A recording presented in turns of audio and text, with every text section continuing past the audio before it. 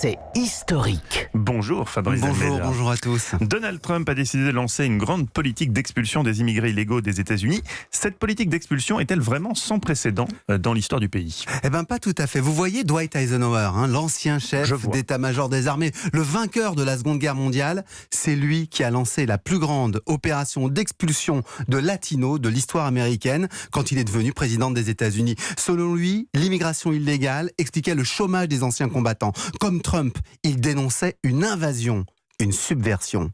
Il confie donc à un général, Joseph Swing, en 1954, l'opération Dos mouillé, l'opération Wade Back, l'expulsion des immigrés clandestins en coopération avec le gouvernement mexicain. Dos mouillé, car les Mexicains étaient censés être rentrés clandestinement aux États-Unis en passant à la nage le Rio Grande.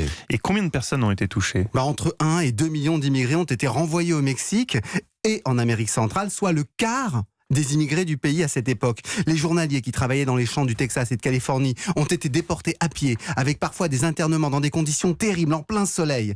Des bateaux utilisés pour d'autres depuis la Floride étaient si chargés que les déportés y mouraient. Puissante en 1955, l'opération s'est ralentie, mais elle a duré jusqu'au début des années 60. Quelles ont été ses conséquences pour les États-Unis ? En fait, rapidement, les employeurs des secteurs industriels et agricoles se sont plaints de mesures qui les privaient d'une main-d'œuvre efficace, sans réelle alternative. L'administration fédérale a donc allégé les mesures. L'immigration est revenue et depuis les années 80, avec Ronald Reagan, le débat sur ses contours et ses limites n'a pas cessé. Trump, aujourd'hui, porte le paradoxe des États-Unis, un pays construit par l'immigration qui voit maintenant les nouveaux venus comme une menace.